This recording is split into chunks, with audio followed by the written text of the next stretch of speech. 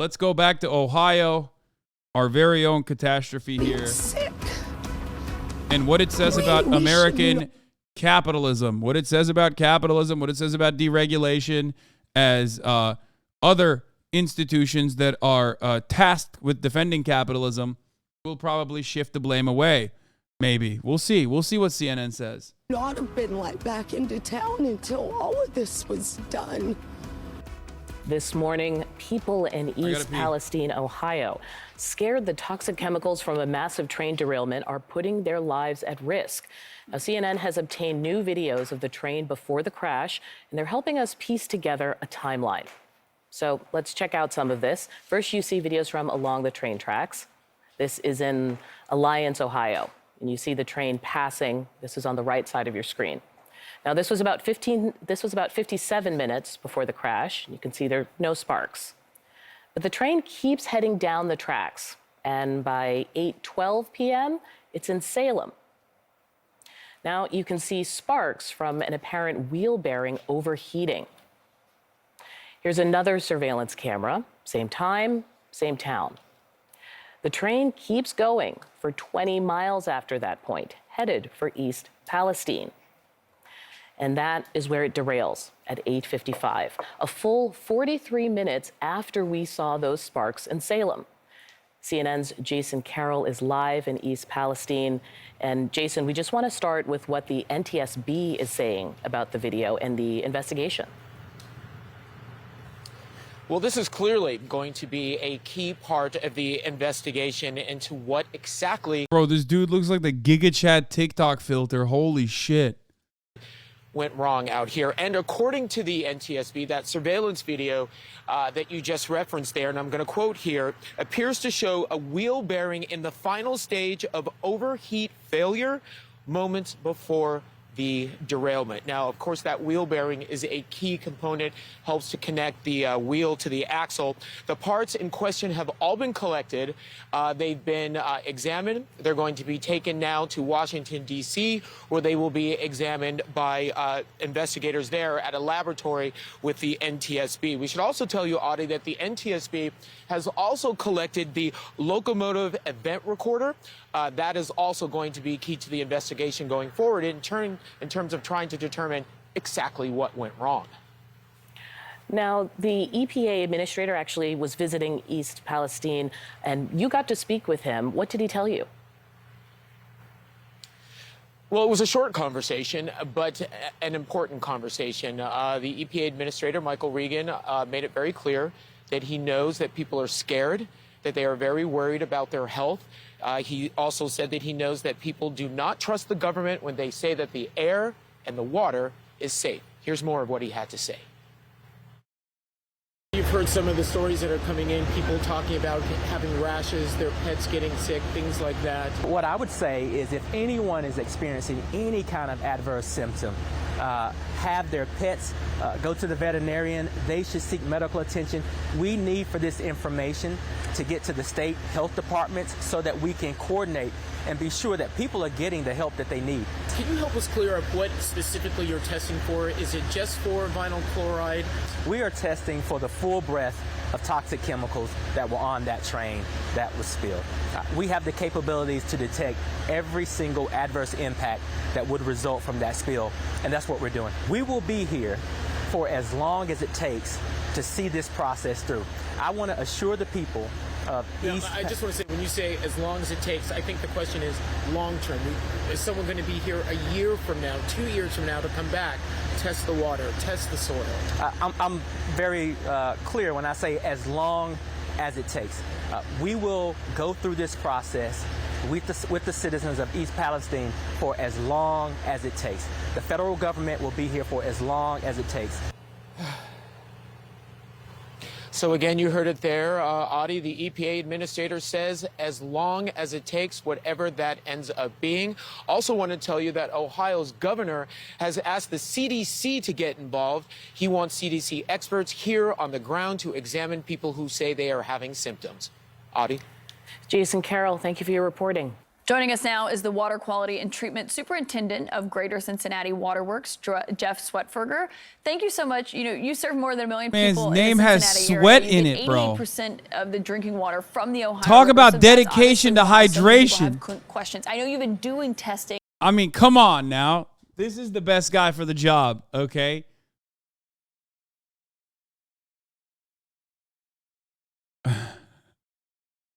It's such a dumb I'm sorry, but yeah, he is the OG Hydra homie, okay? He is the Hydro goat. What exactly do you test for? What does that look like? So we're working with a lot of partners here. Bro, with the equipment in the background and shit, dude, okay. This is one of my fascinations. I don't know if anyone else also cares about this, but I do love having like random fucking guys that are like the guy for a hyper specific thing being interviewed. You know what I mean? Like, I trust this man. This man could tell me anything about the water supply and I will trust it. This man has literally been working on hydration for 35 years. Not like Steven Seagal. Okay? Like, straight up. This is a man who has dedicated both his hairline and his life, it seems, to making sure water is, like, at least, you know, consumable in the Cincinnati region. Like, this is not a media guy. This is not like a big corporate guy. This is just the guy. And I love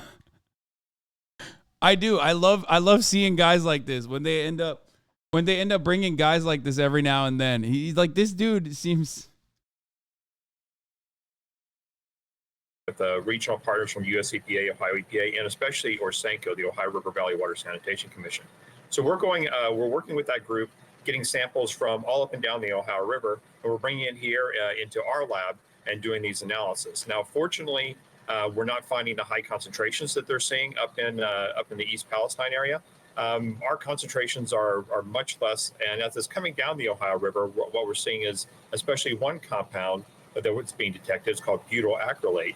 That compound is actually decreasing a bit as it's coming down the river between its volatilizing, being eaten up, but the concentration. Yeah, I mean, the river is massive. This is like part of the reason why they fucking dump all the toxic shit into rivers. That's the reason why you can get away with, which, by the way, you shouldn't be doing, but like, that is the reason why you can get away with it, because the river dilutes it to a degree where it's like in your water supply, but it's like not at levels that are, at levels that are toxic. Okay. It dilutes down the river, but still sits on the riverbed because it's denser than the water. Yeah. I'm just saying that the reason why a lot of people were saying that the people that are afraid that like everything that hits that river, it's gonna make the entirety of the river toxic. It's gonna disrupt the natural water supply for like 20 million people. That part is not true. It's still fucked up, and I don't know what level of pollution is even acceptable or appropriate, but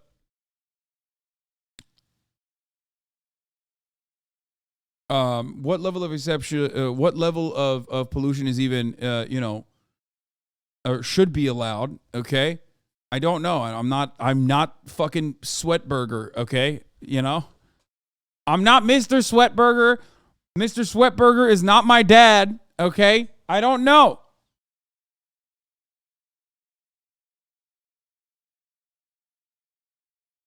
But I do know that, yes, a lot of this toxic waste gets diluted in the natural water supply and is not like immediately carcinogenic or ends up killing people, it seems.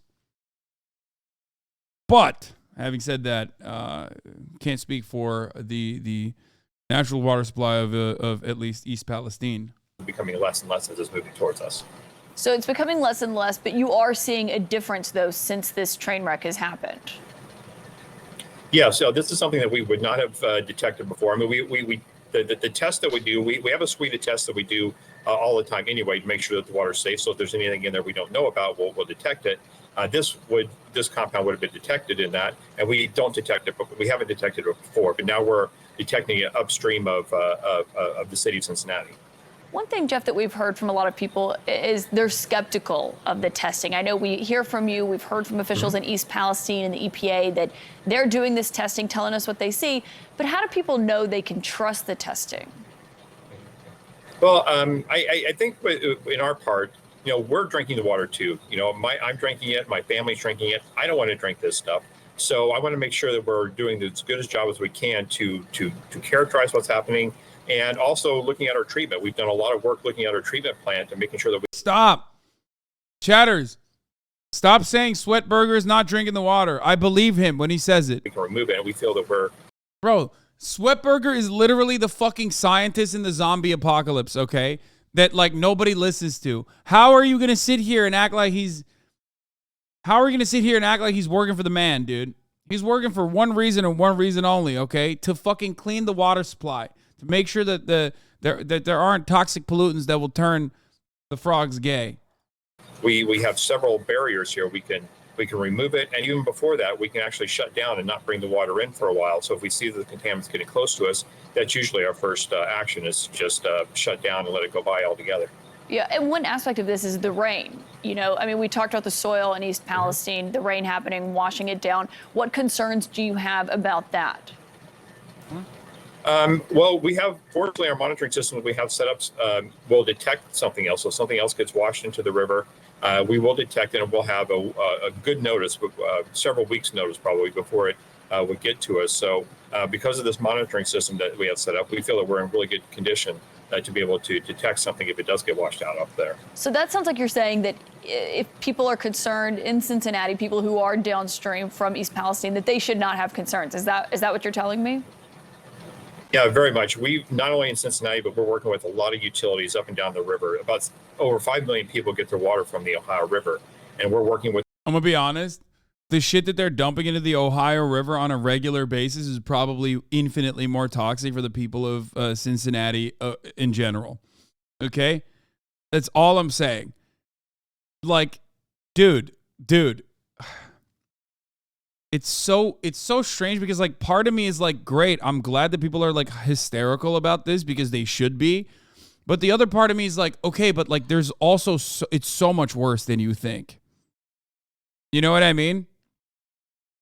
Like, it literally is so much worse than you actually fucking think. If you only understood how severe this is. You know what I mean? Both corroding pipes, both are, both the corroding pipes, obviously, and lead contamination, all this stuff, but also like toxic pollutants being directly dumped into the river with hopes that it dilutes far enough that it doesn't like end up, feeding you a shitload of microplastics. Long-term, sure, but this is acute danger. Yeah.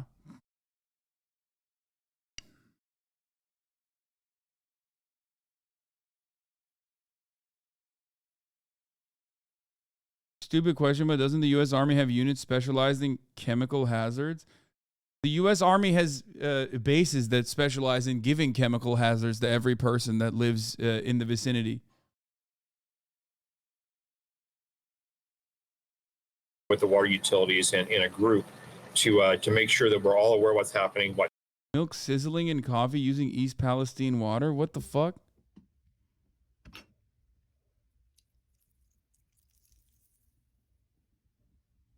What?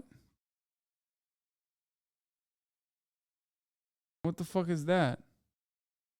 Isn't that normal? What?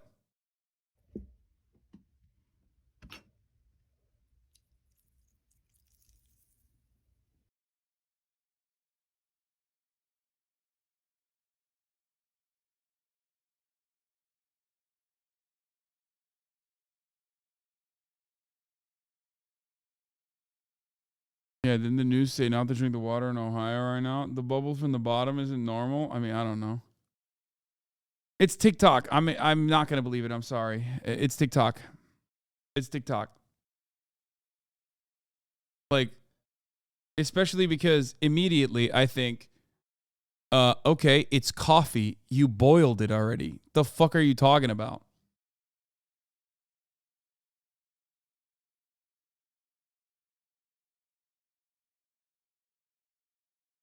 Like, what is the argument that it just has like chemicals inside of it? Still, have you made coffee? You boil coffee to make it? You boil water.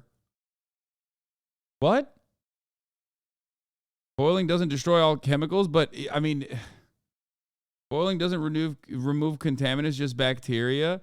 If you shake up the milk before you pour it in your coffee, it bubbles like that. Source coffee drinker. I don't know. I don't know if that like there's that level of contamination in it.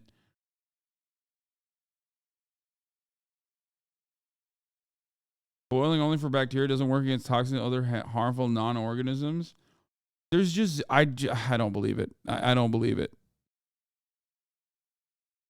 That there is like that level of there's literally oil sheen on the river. Yeah, no, I know that. But I don't think that person went into the fucking river basin or the creek and like dumped the fucking water in there, put it back into a coffee pot, boiled it with boiled the water, and then made the coffee. And even in that situation, it's like it probably still wouldn't be like that.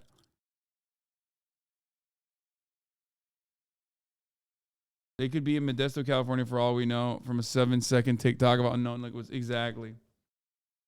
Meanwhile, speaking of fucking boiling the coffee, I'm boiling to serve the top of the hour ad break because I forgot to run it, just like I forgot to take my chicken out that I fucking warmed up. But if you no longer want to see those ads at the top of the hour, all you need to do is subscribe, which you can do for $5 or for free with a Twitch Prime.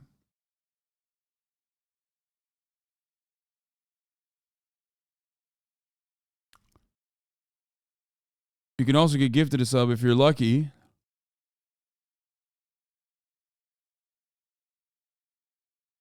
BS and Carnage, thank you for the 10 gifted subs, allowing 10 people to no longer see the ads at the top of the hour.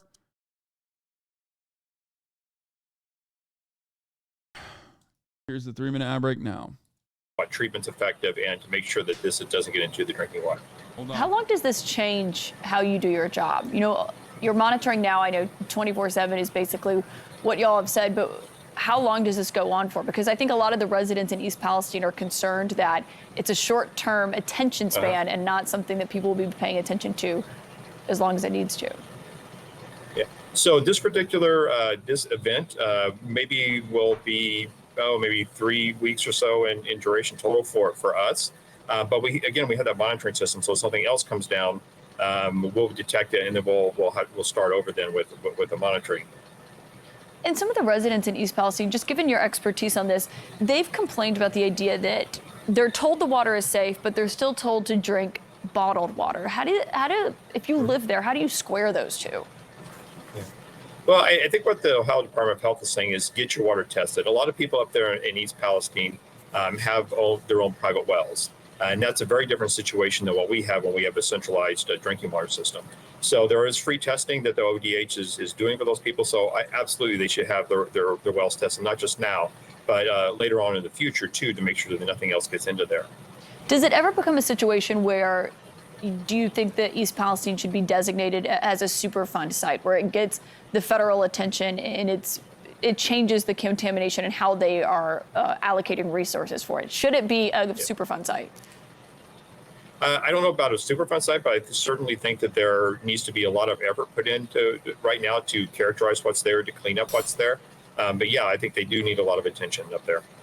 All right, Jeff Swartfeger, thank you so much for sharing that expertise with us and Not your a super testing fun procedures. site, but a super fun site.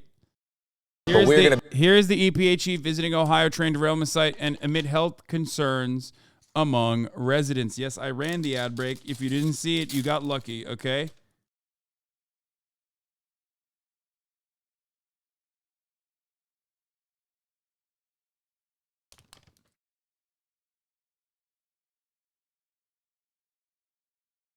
I blocked it. Congratulations.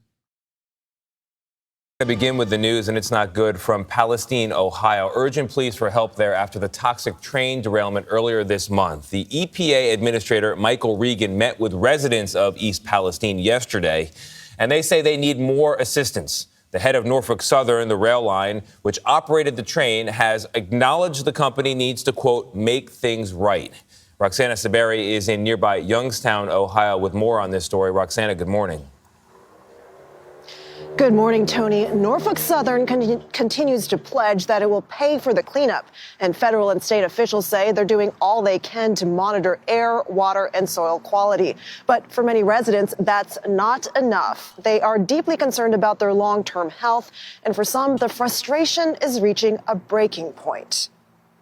This is disaster nightmare, something you watch on TV. Tracy Hoffman had no idea that when the train derailed just 0.2 of a mile from her home, it would spew toxic chemicals.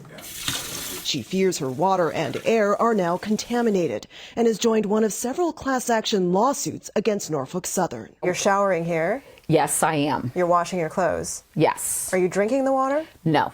And if we say that the water is safe and the air is safe, we believe it because we've tested it and the data shows it. On a visit to East Palestine yesterday, EPA Administrator Michael Regan tried to reassure skeptical residents of their safety while rebuking the rail operator. We are absolutely going to hold Norfolk Southern accountable. In a statement to the community yesterday, the company said it will stay here for as long as it takes to ensure your safety and to help East Palestine recover. It's been cutting $1,000 inconvenience checks for residents. Is $1,000 enough? Probably not. Michael and Cassidy Bayless and their 18-month-old son Aaron were among the hundreds of residents yesterday lining up to collect their money. We walked in our house and everything literally started burning. Our throats, our noses. They live just outside the evacuation zone. How worried are you about your kids? Yeah. If I had the money to move away, I would. For now, the residents of East Palestine just want answers, especially from Norfolk Southern. What do you mean? They gave you $1,000. Why don't you just move, forehead? You know? The company, they say, upended their lives. It's been don't ask questions. That's the way you feel? Yes, absolutely. And I'm pretty peace, love, and joy. And it's not there now. Norfolk Southern's problems are growing. Just yesterday, another one of the company's trains derailed outside of Detroit. Authorities say one of the train cars was carrying a hazardous material, liquid chlorine, but that car was not overturned and there were no leaks or spills. Gail? Still very unsettling, Roxana, not to know exactly what you're dealing with. I mean,